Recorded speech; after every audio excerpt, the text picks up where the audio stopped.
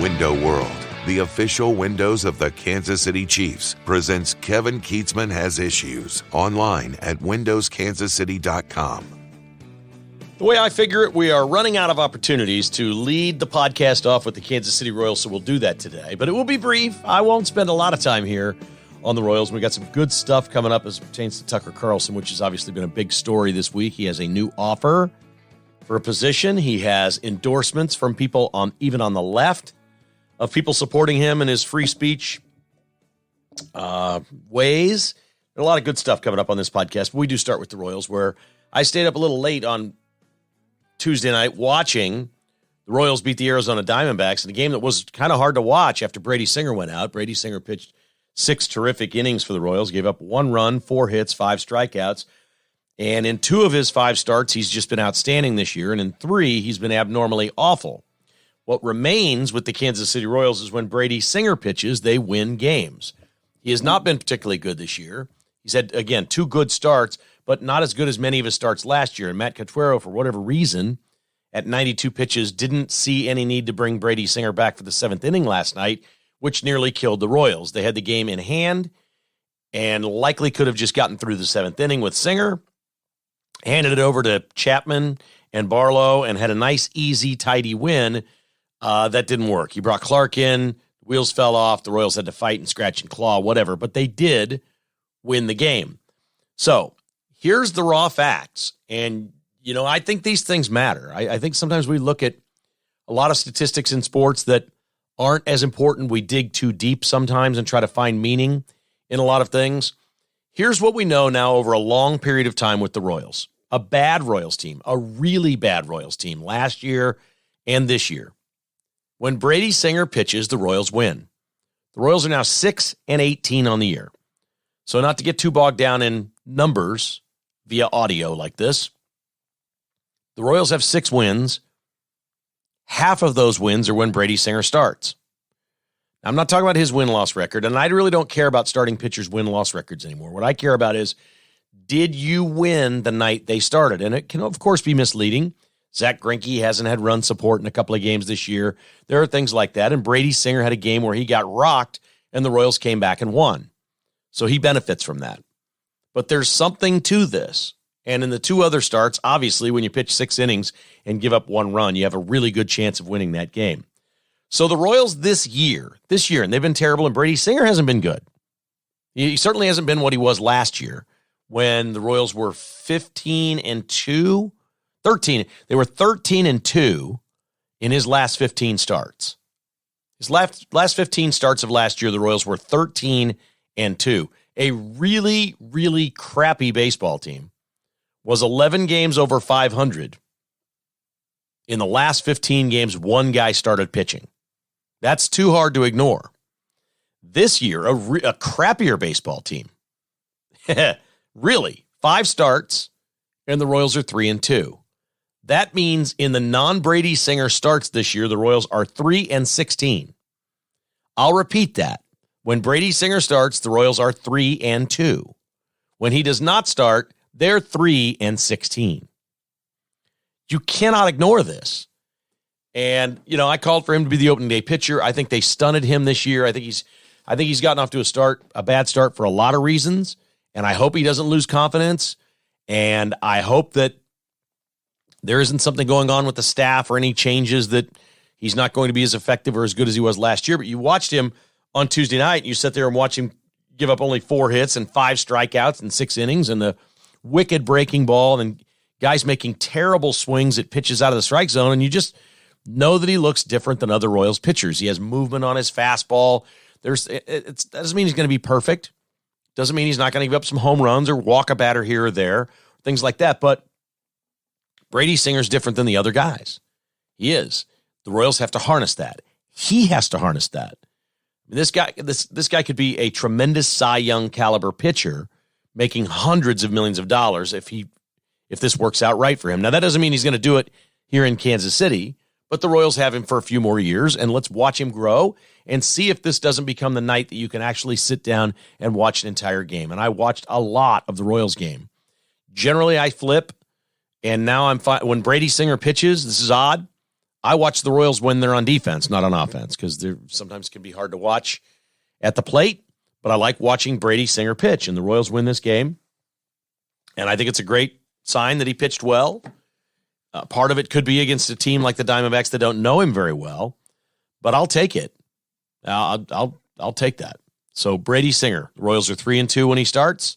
They're 3-16 in the other games. All you got to know when deciding which nights you want to watch your team and root them on, the Singer nights are the best. One other baseball note here at the start. The Pirates signed Brian Reynolds, their switch-hitting star outfielder, to a long-term contract worth $106 million. And I know that's not particularly relevant to a lot of people listening to this, except here comes the nugget. The Pirates, it's their first player they've ever signed to a $100 million deal. That means there are only 3 teams left that have never signed a player to a $100 million contract. The A's, the White Sox, drum roll please, and the Royals. And I won't hammer the Royals and say they're cheap here either. I don't know the player that they have that was worth the $100 million contract. You don't do it with a veteran guy that's going to be falling off. The obvious candidate for the Royals is if Bobby Witt explodes here over the next year or two, you offer him a long-term deal worth over $100 million and see if he could become a 10-year player here. And I think that's in the works, and I think the Royals would probably do that if he becomes the player they think he can become. He's not there yet.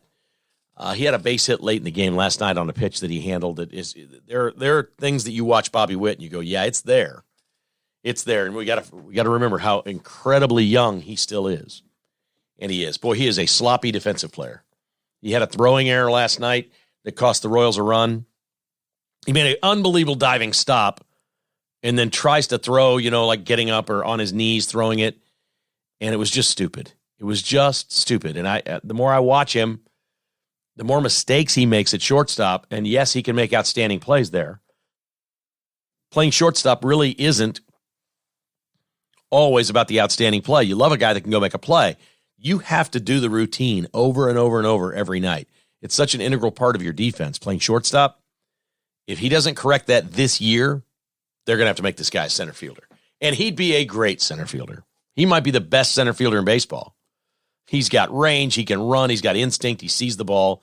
Your decision-making, especially throwing the ball in center field, is not the same as it is at shortstop. So we'll see how that plays out. He would be the next candidate up for $100 million. I don't think they'd spend it on a pitcher if Brady Singer blossoms, because one pitch, arm goes out, your money is gone. I don't see the Royals doing that. I think they'd be more likely to do it with a position player than with a pitcher.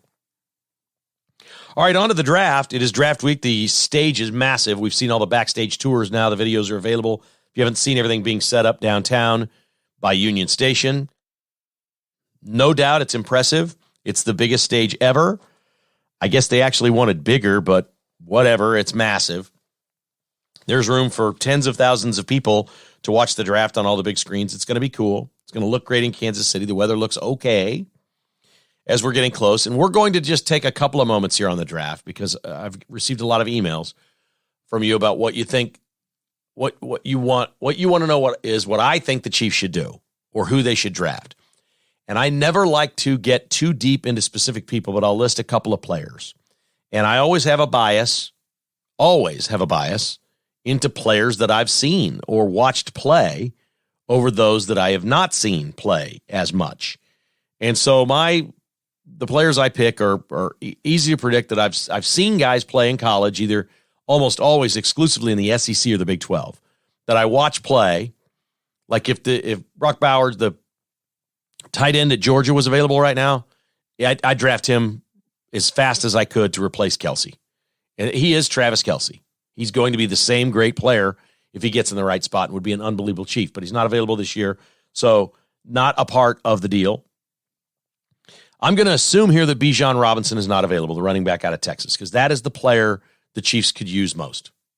My opinion, Bijan Robinson, a running back. I know we live in an era where you're not supposed to draft running backs high, but I don't think he's going to last. I think he's a generational talent. We have heard people say the Eagles may be looking at him at 10. The Patriots certainly will look at him in the teens and say, okay, we're going to take this guy. who can really, really, really be a difference maker. I don't think Bijan Robinson is around, and I don't think the Chiefs have a chance to trade up. I don't think he gets to 20. I don't think the Chiefs could trade up 10 spots and get Bijan Robinson. So I'm going to assume he's off the board. But if you're asking me who I want the Chiefs to get, it's running back Bijan Robinson out of Texas. I don't think that's attainable. I don't think that's doable. From there, I'll take a pass rusher. And two that I have seen play that are rated out in the draft right in there, somewhere between picks 25 and 35. Again, the Chiefs picked 31. From 25 to 35, two of them that rate out were right here in the Big 12. Felix Azubuike from Kansas State is I just watched him get doubled and triple team and still make a difference. And of course, the reason you make a difference is you just create a numbers matchup at that point. The rest of your defense has a numbers advantage over the offense when one player takes so much credit. He was the leading sacker in America a couple of years ago. He set, my personal belief is he's the all-time sack leader in one NCAA football game. He did it in one game. They gave him credit for tying because his other sack was a strip sack and a fumble recovery, which in college you don't get credit for the sack if you knock the ball loose. So it was a hell of a play. He hit the quarterback, knocked it loose, and recovered it, and didn't get a sack. Or he's the single game sack leader in NCAA history. Led the Big 12 in sacks. He's from right here in the Kansas City area. He's got an intense motor. He's a smart guy. He looks like he's going to be a terrific player and could be a pretty good value at 31. The other is from Iowa State. Will McDonald is a terrific pass rusher, edge rusher. And he's an anomaly for Iowa State because Iowa State has been, they might have the longest streak going without a first-round draft choice.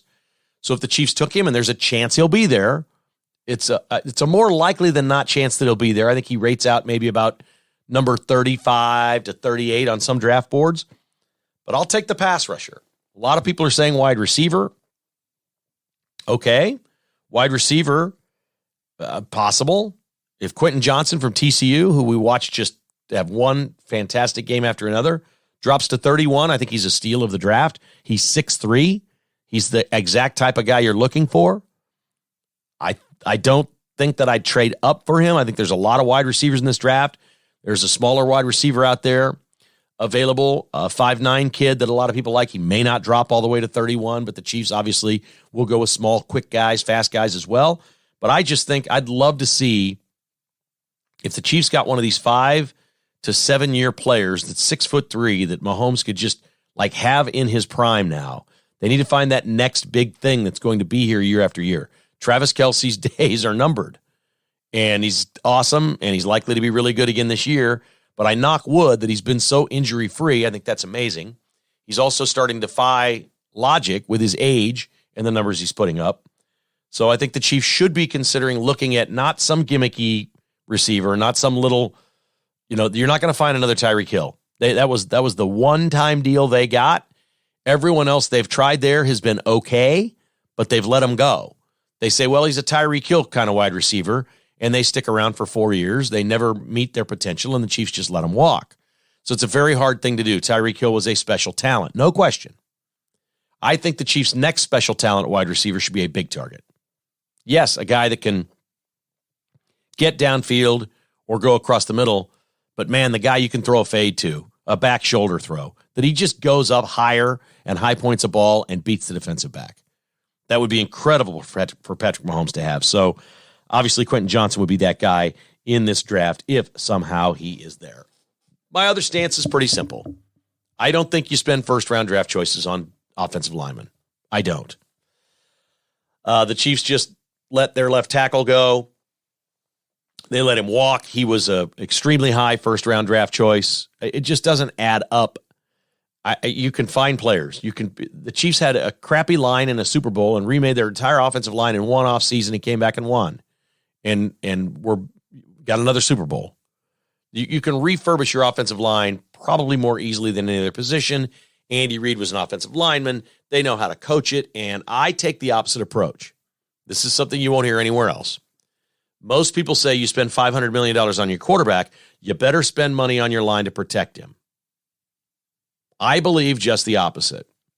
You spend $500 million on your quarterback so you don't have to use your draft capital on offensive linemen. I think Patrick Mahomes makes his offensive line look way better than it is. He steps up, he steps out, he throws left-handed, he throws across the field, he throws no-look passes. He does it all. He does it all. You want to be Patrick Mahomes' offensive lineman, he's going to make you look good. If he doesn't have time to throw it, he'll make time to throw it.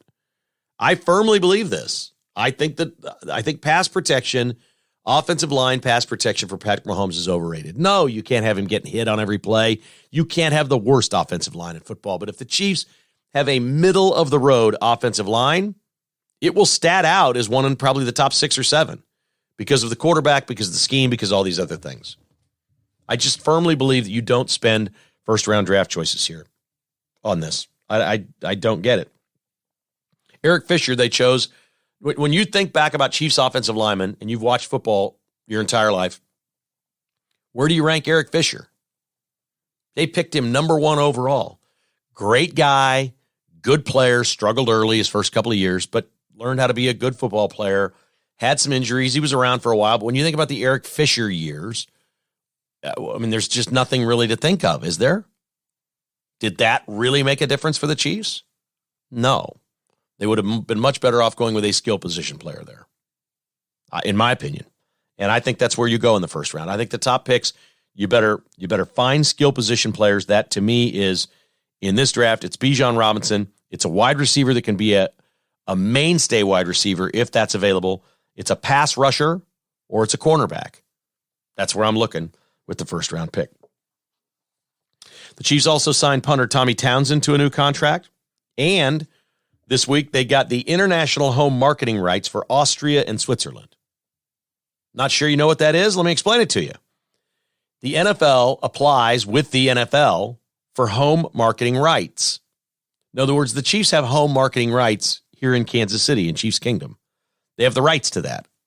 Other teams don't. They respect each other's rights. They have deals within the league, and the Chicago Bears can't come in here and buy a bunch of advertising and marketing and say, hey, we're putting together charter jets and flights to Chicago, be a Bears fan. They respect each other's territory. The Chiefs previously had the home marketing rights in Germany and Mexico, which have become very fertile markets. Obviously, the Chiefs have won 2 Super Bowls. They're a big deal in those countries now. Mexico is a shared market. The Chiefs get a piece of Mexico. I think it's in the Central Time Zone. It could be like Mexico City. There are areas of Mexico where the Chiefs can market, and I believe it's in the Central Time Zone. But they have all of Germany. The Chiefs, the team of Germany, they're playing in Germany this year. Well, where do you market and branch out from Germany? Seems reasonable to go to Austria and Switzerland, and the Chiefs have applied for and received the international home marketing rights from the NFL for Austria and Switzerland. So the Chiefs, the official team of Germany, Austria, and Switzerland. And while that may not mean a lot to people in Kansas City, it is a big deal to the Chiefs. We're talking about a global sport now, an emerging market, and the Chiefs are a giant, massive brand. They've got cool colors, cool logos. They look great on TV. They have the most exciting player in the world. They've won 2 championships. You couldn't have a better time to try to extend your brand globally. And so what do we have? We have the draft in Kansas City. We have the Chiefs announcing they're the team of Austria, Switzerland, and Germany in the Central Time Zone of Mexico. They've got a game in Germany this fall. It's also exciting. And what does the Kansas City Star do? They write an opinion piece that the Chiefs need to drop their name. Yes, just when the marketing is ramping up, just when something from Kansas City is truly going global, and all the money we spend as taxpayers or whatever to try to get attention on Kansas City and try to think that we're some big international global marketplace, which we are not, but we certainly can be a well-known brand across the globe, because I don't know if a lot of people know where Manchester City is, but they certainly are. You kind of know where London is, but you hear some of these towns, these cities in other countries, and they become famous because of sports teams. That's happening with Kansas City globally.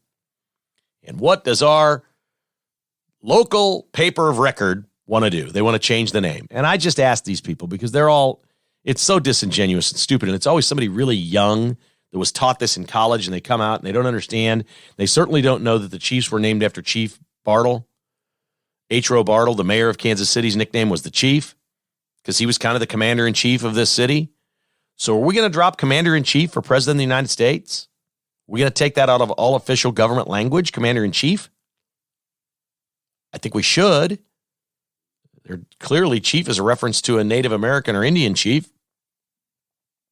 We get a quote in this piece of the Kansas City Star from a person who apparently gave some speech outside the Super Bowl, and I don't know, they're a tribal leader.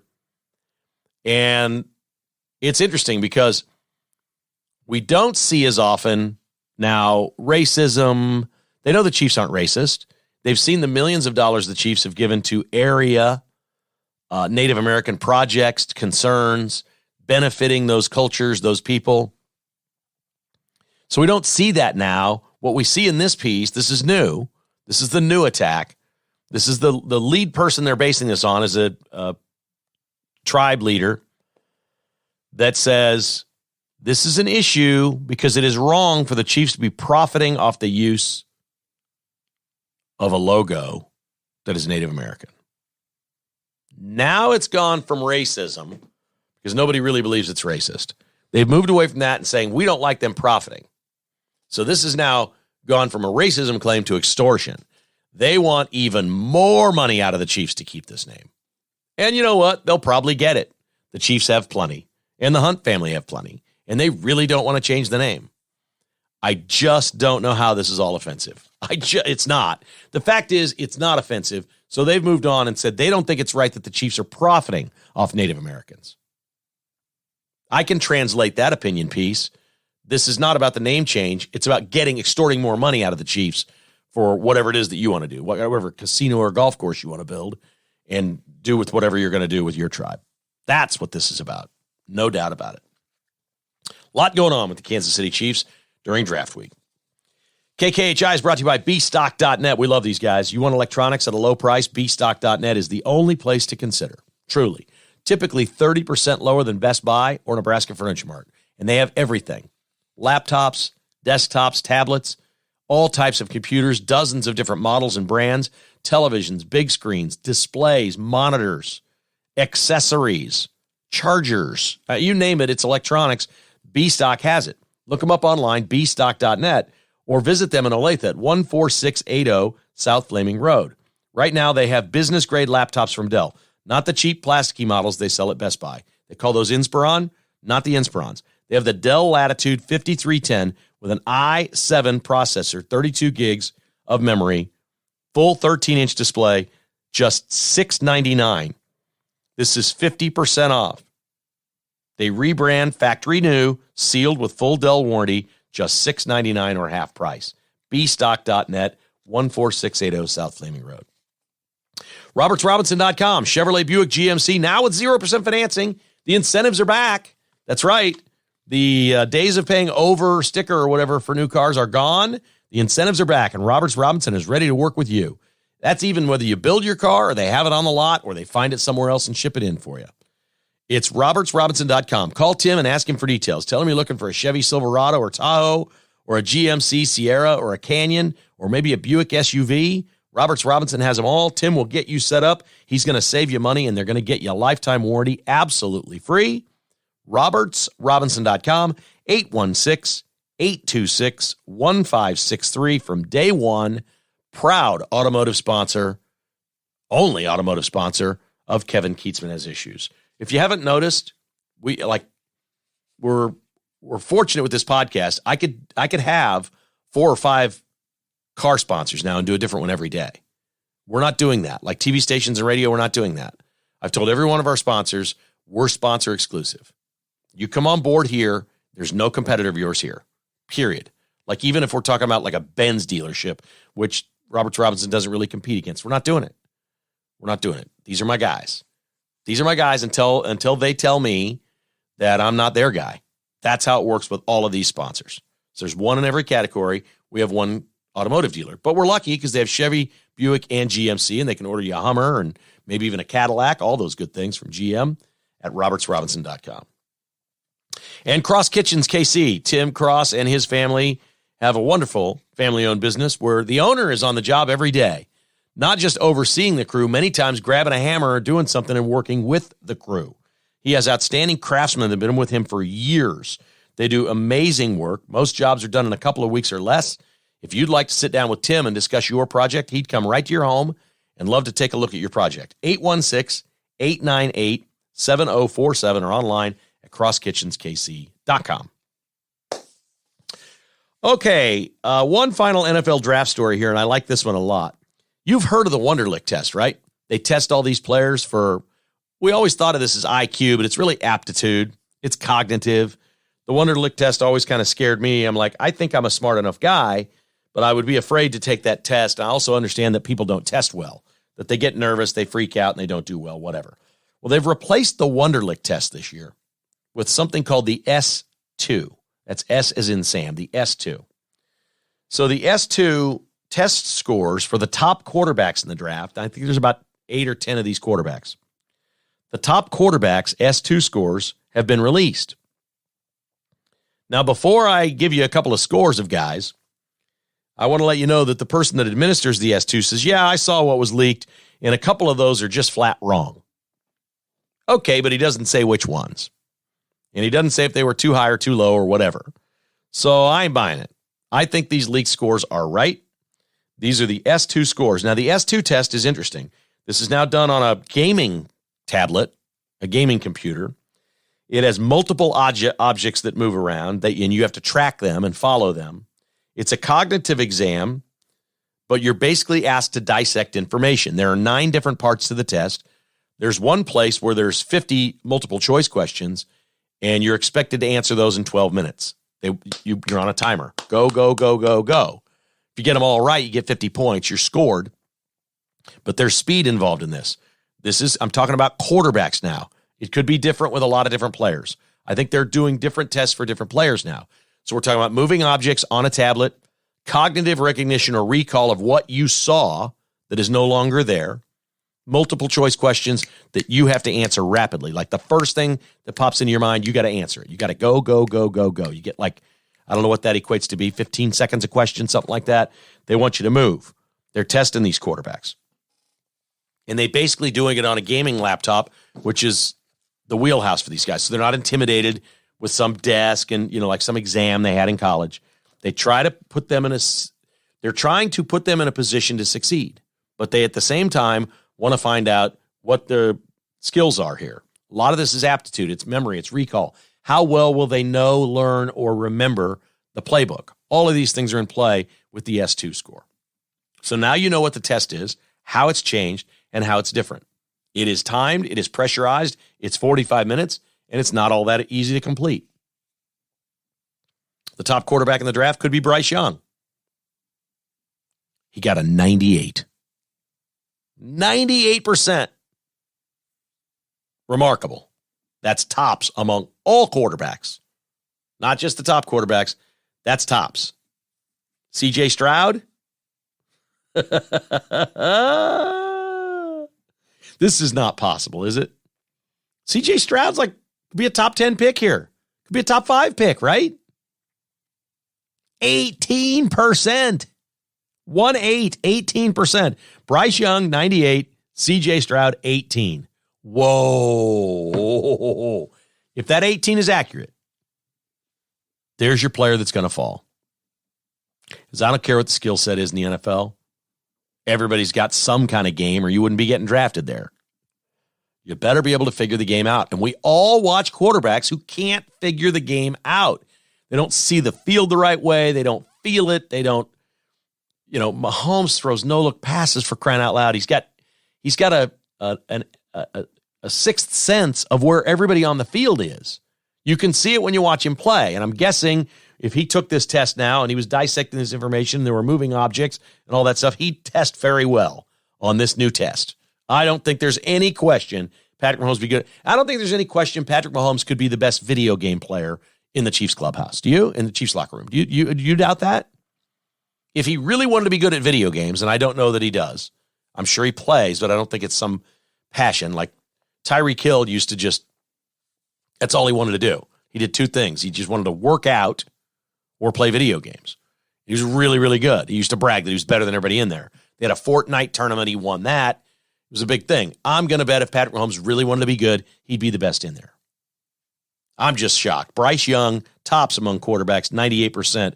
C.J. Stroud, dead last, 18% on this test. I think it's cool what they try to do. There is still a factor of some guys just kind of choke on these things and don't do very well. And I understand that. Thanks to our friend Ron Buck over at Buck Roofing for providing a free service for you. That is a free roof inspection. If it's been a while since anybody's looked at your roof, you might have him out. He very frequently says, you're good to go. Call me in 5 years. This guy's as honest as the day is long. Buck Roofing. Call him. Ask him for details. You might as well get the free roof inspection. Even if there's just like a shingle or two or a piece of flashing out of place, it's a very minor repair. They'll take care of that for you right away. It could save you big trouble down the road. 913-384-2680. You'll sleep well knowing Buck Roofing fixed the roof over your head. Jocelyn's Jewelry, you know all about these folks. This is old school. This is old school. It doesn't get any more old school than Jocelyn's. It's not some 19-year-old kid at the mall trying to sell you something. This is old school. These are non-commissioned reps who really, really know the diamond and jewelry business. Dave has been there running the place with Gary for how long? 30 years? Probably close to 30 years. It's the same folks. They remember your name. They treat you with respect. It is actually fun to go shopping at Jocelyn's. 95th and Antioch in Overland Park. Online at joslynsjewelry.com. And Dr. Jeremy and his team at Fry Orthodontics, man. Jessica keeps mentioning a Royals player that needs to go to Fry Orthodontics, and I'm going to be nice. I mentioned the player last year. I'm not going to mention him again. It's not fair. The player clearly has the wherewithal to go get some Invisalign and straighten that grill a little bit. But he's young and probably doesn't think about it. And there's something good about not being too vain. I get that part. I get that. You know, you don't want vanity. You don't want to be overly vain. You don't.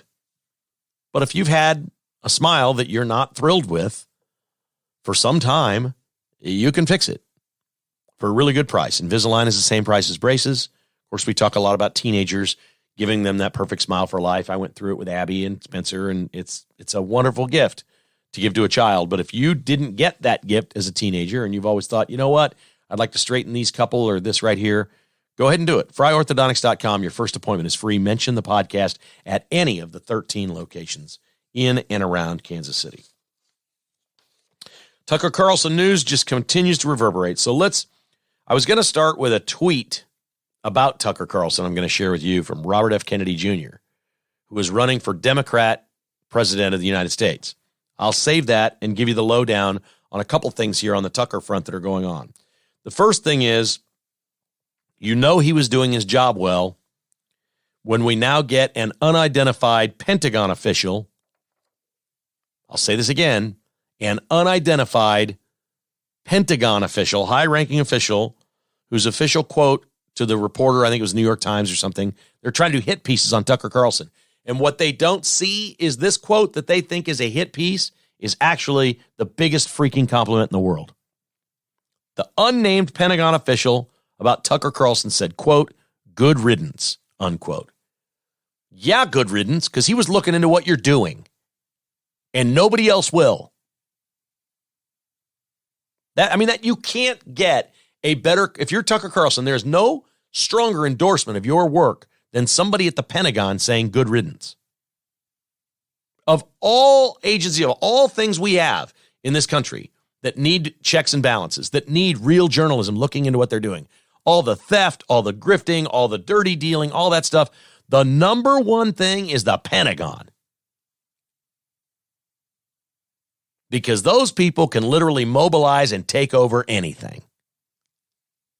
They need people like Tucker Carlson to be a thorn in their side. And immediately he's gone, good riddance. Didn't take long to get his first job offer. One America Network, which is a fledgling startup conservative news network that I've seen a couple times, but I don't watch a lot. The owner is apparently a billionaire. He's starting this thing up, and he's conservative. The owner of One America Network has offered Tucker Carlson $25 million a year to come over and work for him. Believes that would put One America Network on the map and maybe even beat Fox News. There are now emerging theories that the sons of Rupert Murdoch Well, there's theories out there that one of the things that happened, Rupert Murdoch was engaged here recently. In March, he was engaged for 2 weeks. He had Tucker Carlson out to his winery. Seriously, he had him to his winery in March. In April, he fired the man. He had him out to dinner at the winery, and Tucker hit it off with this fiance and Tucker's wife. They were all there. It was not a sexual thing here. They found some symmetry talking about religion for a few minutes. And they prayed over their meal. And apparently Rupert was like, wow, I didn't know my fiance here was this religious. And she made some sort of a comment at the dinner table, according to sources, to Tucker, you're a true gift from God. God bless you. And it just made Rupert Murdoch insanely crazy because he doesn't believe a lot in religion or spirituality or things like that. He doesn't mind the political part, do all that, but he doesn't like the religion part. Tucker made a speech over the weekend in Iowa about religion, that the things are so bad in the world today, maybe we should just take 10 minutes every day and pray for ourselves because it's going so poorly. He doesn't like that, apparently. So this is how fickle billionaires are. He had his lead guy out, his number one star, out to his winery for dinner in California, took the company jet, flies him out, all this stuff. And apparently it didn't go the way he planned because Tucker is Christian. And there were some religious references at this dinner. And now that's part of the equation. That's unbelievable if that's true. But we're hearing it. The first show without Tucker Carlson, ratings down 35%. They lost 1.1 million viewers on Monday alone in one category. That is 25 to 54-year-olds. Imagine the freakish numbers over the age of 54 that watch Fox News. But they lost 1.1 million in the younger demo. And that slot finished third for the first time in 5 years. Really almost in forever because Bill O'Reilly owned that slot. Bill O'Reilly owned it before Tucker Carlson. So it didn't take long. No knock on Brian Kilmeade, but that ain't his deal. They're putting Kilmeade on at night, and it's just not his thing. Kilmeade's the guy they run ragged. When things go bad, they just wear his ass out. He gets up early, he does the morning show, then he does a syndicated radio show on Fox News, and then you got to come in and fill in for Tucker. I mean, they just kick Kilmeade's butt. When things go bad, Kilmeade's the guy they go to, and they're like, let's wear this dude out. He is a true team player, that Brian Kilmeade. Truly, truly is. The tweet I referenced from Robert Kennedy Jr. is fascinating. Robert Kennedy Jr. is running for president as a Democrat, and he is livid that there will not be a debate with Joe Biden. There are some polls already showing that Robert F. Kennedy Jr. in the Democrat primary has 17%, which kind of makes him about where DeSantis is. A little less, but a pretty big challenger at this point. They have basically told everyone that's a Democrat, don't run. If you do, we will ruin you. We will cancel you. So Gavin Newsom, all these others, don't run. We will cancel you. It will be over for you. Now, why is this important to hear that? And then they say there's no debates. It's important because if you don't believe in the deep state, if you don't believe Obama or the dirty dealings of the Democrat Party and how their entire thing is rigged and the way they rig elections, there is no way they have Joe Biden as their guy and say nobody else can get in or we will ruin you if they don't know already that they've got something up their sleeve to fix this election. I think it's artificial intelligence, but I don't know. They obviously have something in their own little world, their deep state, that they believe it doesn't matter who we trot out there. We're going to Fetterman this guy. It doesn't matter. We'll go out there and we'll wind up overnight with a few more votes. And the next day or two after, we'll say Biden's the winner. We'll get this. They're going to do it again. There is no way if you're a Democrat that you're thinking the right thing to do is run Joe Biden without a primary challenge. Gavin Newsom would have a better chance of winning than Joe Biden. Even though he's radical left, that doesn't matter. He looks better. He's younger. Young people would jump on board. There's no question Gavin Newsom is a better candidate than Joe Biden. They're all better candidates than Joe Biden. Is Robert F. Kennedy a better candidate? Well, he would if he didn't have this throat disease. He has a disease. He can't speak. This. And that's not making fun of him. It's terrible. It's an illness. It's not lethal or life-threatening or bothering. It just makes his voice sound bad. Bruce Weber had that. As a child, he had a virus that happened. And remember Bruce Weber, the basketball coach? His voice, people made fun of his voice. He had a thing. Nobody's really asked Patrick Mahomes, did you have a virus when you were a kid? Do you talk the way you talk because of that? But it matters in a presidential race. Robert F. Kennedy Jr. is saying a lot of things that I would love it if he were the candidate and not Biden. I'd love that if the Kennedys took the party back over. That'd be great for America. That'd be a win for America. I wouldn't vote for him, and I'd want the Republican to win. But if they cheated an election for RFK Jr., that's way better than Joe Biden. But I can't even imagine what a debate would look like between the two of them. Biden can't form a sentence, and RFK Jr. can't speak. It is really hard to listen to RFK Jr. speak. It's why I've thought about through the years and never done it. I don't even know what it would cost about getting an insurance policy on my voice. What if I got one of those things and I couldn't speak or couldn't speak properly? What would I do for a living? I don't know. RFK Jr. tweets out after demanding a debate and he's not getting it and moving up in polls. He tweets out about Tucker Carlson, quote, Fox fires Tucker 5 days after he crosses the red line by acknowledging that the TV networks pushed a deadly and ineffective vaccine to please their pharma advertisers. Carlson's breathtakingly courageous April 19th monologue broke TV's two biggest rules. Tucker told the truth about how greedy pharma advertisers control television news content, and he lambasted obsequious newscasters for promoting jabs they knew to be lethal and worthless. For many years, Tucker has had the nation's biggest audience, 10 times the size of CNN. Fox just demonstrated the terrifying power of big pharma. Wow. Wow. We should all be contributing. I want to see RFK Jr. go up in the polls. I want to see Biden forced to debate him. How cool would that be? I mean, that would truly be phenomenal. Ad World reports that Tucker Carlson's show, take the ratings aside, Tucker Carlson's show, the revenue, the advertising sales revenue from his show was 45% larger than any other cable show. Not just Fox News, all the other ones. 45% more revenue in that 1 hour than any other hour anywhere else on any other channel. Boy, did they make a mistake. Woo-hoo-hoo-hoo. Wow. The New York Times is a birdcage liner, if they still print it. This, you can't make this up. Here we are 3 years later. COVID's gone. New York Times is running a piece on Anthony Fauci that he made mistakes about masks. What? The New York Times is running a piece that Fauci isn't perfect. Oh, there was a lot of great things in the piece about Fauci because they love him. But then they're like, mistakes were made here with the masks. Fauci has now said masks are only 10% effective. They work on the margins, about 10%. In other words, anytime you're around a lot of people or live in a city, they don't work at all.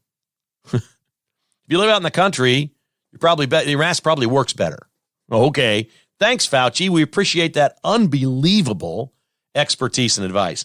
Boy, is his star fading as they go. And now the New York Times is saying Fauci made mistakes about masks. At the same time, the New York Times has done an investigation, an exclusive New York Times investigation.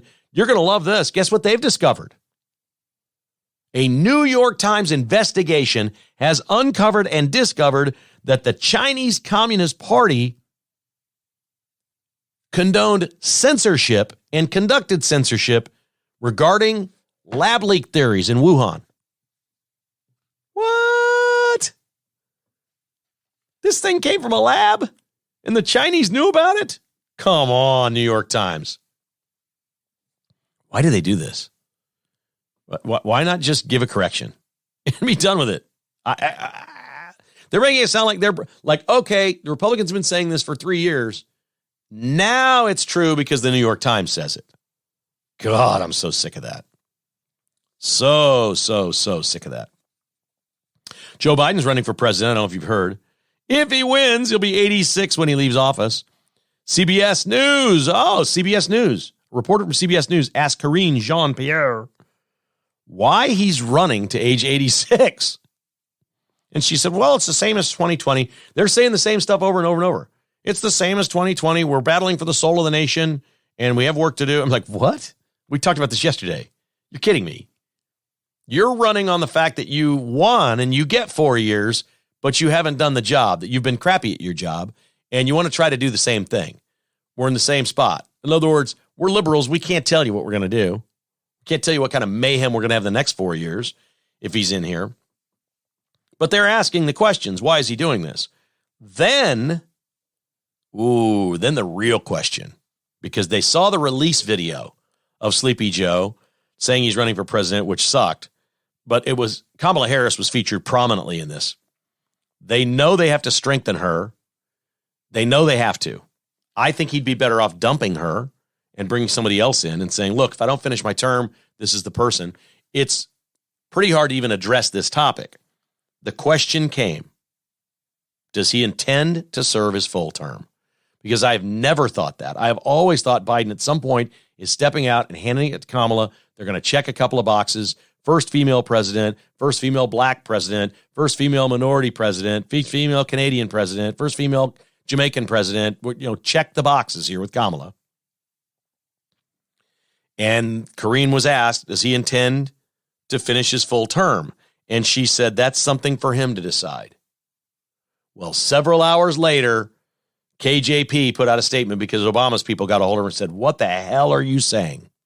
Absolutely intends to. Yes. She basically said, that's up for the president. You'll have to ask him. And boy, she got ripped internally. They immediately put out a release that she misspoke. And of course, he intends to finish his 4 years if he wins. This is about Kamala Harris.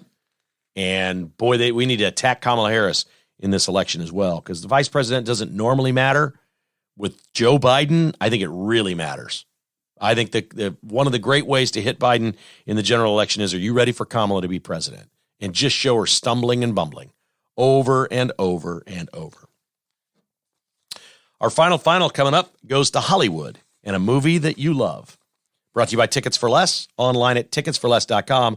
No fees ever. I got an email from a gentleman a couple days ago, said he bought tickets to the U.S. Open in Los Angeles, and he compared them to one of the other online ticket brokers. He said, I looked at the price. The other ticket guy, he bought 4 tickets. I think he bought 2 tickets for 2 days, total of 4. The other online added $130 per ticket in fees and taxes and add-ons. $130. That's the kind of crap Ticketmaster does. Tickets for Less. What you see is what you pay. Oh, but it's not. If you put KKHI in the promo code, you get at least 5% off, 5 to 15% off by using the promo code KKHI. I've been with Tickets for Less since the start. When I first started, I think I was their first piece of marketing. My radio show was the first marketing they did. We used to do remotes there in a little bank building, and they had 4 employees. They now have 90. They're a national brand. They're awesome. Ticketsforless.com. Great Life Golf. Play more golf with Great Life. They've merged with Brown Golf last year to form the new Great Life Golf that is now 58 properties. Yeah, there's one right here in Kansas City for you, or Wichita, or Lake of the Ozarks, or in our area. They're all throughout the Dakotas, down into the South, Hilton Head, Florida, North Carolina, Georgia. Doesn't matter where you live, Great Life Golf has a course near you. Right now, they have a few memberships remaining at 3 courses in Kansas City that the last 2 years have not had memberships available. Those are Staley Farms in the Northland, Prairie Highlands in Olathe, and Falcon Ridge in Lenexa. There are a limited number left. For 1 monthly fee, all you can play at Staley, Prairie, or Falcon. These are great signature golf courses where you can be a member. Just go to greatlifegolf.com for more information. Very, very cool stuff. Appreciate those folks and all the great work they do. Oh, and don't forget, Friday is the debut of the new Flint pocket knife from Finch Knife Company, finchknifeco.com. I'll talk more about it later in the week, but Friday's the debut. These things go, and they go fast on the debut date. They're debuting this Friday, finchknifeco.com. Jump in on that. Those are cool guys as well. Our final is about one of my favorite movies. I just love the movie E.T. I loved it. E.T.'s a great movie. I like the E.T. ride. I liked everything E.T. E.T.'s great.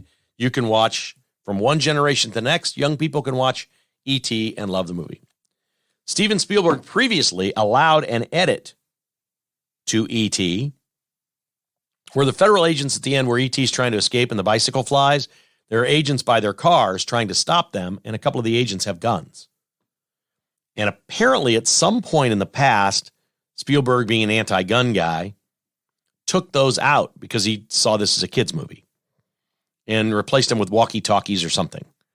They had some other footage they spliced in. It was not much. It was just a couple seconds they changed. Spielberg doing an interview with Time 100, which I think is the 100 greatest movies of all time or something. They're doing interviews with people. They did an interview with Spielberg, and they asked questions about this. And Spielberg has changed his mind, and he is adamant that we aren't taking the chocolate out of Willy Wonka and the Chocolate Factory. And we're not taking the guns out of E.T. Spielberg says this is censorship. We don't want to mess with the archives of any art. He compares it to changing a painting. Well, we've got plenty of famous old paintings with nudity, right? Do we want to cover that up because it's offensive? He used the word sacrosanct. Says he'll never allow it again with any of his films. He believes that his films and all books are snapshots in time. We don't want to change these. We don't want to go back and change books. We don't want to change words. We don't want to change film. He said if we do, we lose historical archives of the time of who and what we were. In 100 years, it will matter. People will want to know and should know what we were, how we were, for historical reference. And I couldn't agree with him more. There's all kinds of offensive material out there. I don't think we should change it. I don't think we should censor it. My God, look at what Karl Marx wrote or what the Nazis wrote. Look at all these things. Do you want to not remember this? We're constantly told we want to remember the terrible history about the United States as it pertains to slavery that we want to remember. We don't want to change that. We want to remember how bad it was. We want to get rid of monuments. We want to lose some shallow references, but the actual words, they don't want to censor it. Censoring would be getting it out of the books, not teaching it in school, not knowing and learning what really happened. That's censorship. Spielberg makes an excellent point. I am fully with Steven Spielberg on this. Do not alter these movies. They are snapshots in time. They are what they are. We watch things all the time that we go, wow, you can't say that now. I mean, something as harmless as the show Friends. If you watch that, there's all kinds of things on there that you're like, oh, I'd never get away with that now. Not today. But they're snapshots in time. And for people as we get older, this may apply to you. As we get older, there's sort of a good feeling about that. We may recognize that we shouldn't have used that word. I remember my kids were teenagers, becoming teenagers. And this was weird to me. They started a slang term, their generation.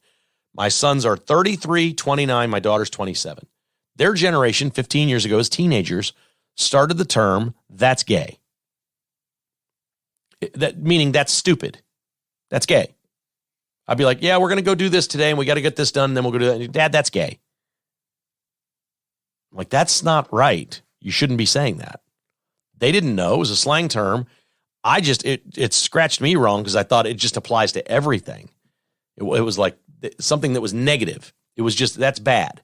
To say that's not cool was to say that's gay. Well, that left our lexicon quickly.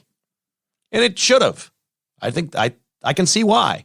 Is it offensive? I think offensive is a strong word. It just wasn't nice. It just wasn't nice. I used to tell them, well, that's not real nice. But it was weird because I started saying it a little bit.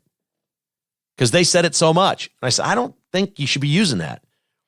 Next time one of my kids wants to get in some sort of debate about what I am at my age, well, middle-aged conservative white dude. Next time one of my kids wants to start going down that road, I'm going to say, remember when you used to say everything was gay? How do you feel about yourself? Go over to that mirror and look in the mirror. Remember that? All three of my kids said it over and over and over. But the times change. That doesn't mean, we're watching Friends or Two and a Half Men or one of these old sitcoms. They make jokes like that. That's gay. Or you're so gay, Alan. Things like that. They made those jokes. Snapshots in time. We should not edit those out. Absolutely should not. Thank you so much for listening to the podcast. We're having a good week of podcasts here. A lot of bad news, but a lot of good podcasts. So we're appreciative of you listening, and we thank you very much for telling your friends and spreading the word about Kevin Kietzman Has Issues. Certainly are respectful of that. If you'd like to become a patron, we'd love to have you jump on board at kkhasissues.com. Newsletter comes out every weekend. We do about 3 premium podcasts for patrons only each week. So if you'd like more of Kevin Kietzman Has Issues, it's just $5 a month. We'd love to have you join the club at kevinkietzmanhasissues.com.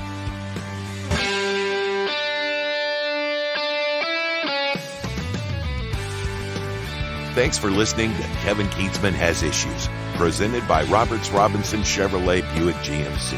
To get exclusive patrons-only podcasts, receive a weekly newsletter, and attend in-person patrons-only parties, visit kkhasissues.com and become a patron today. This has been a production of Crooked Tail Media Incorporated.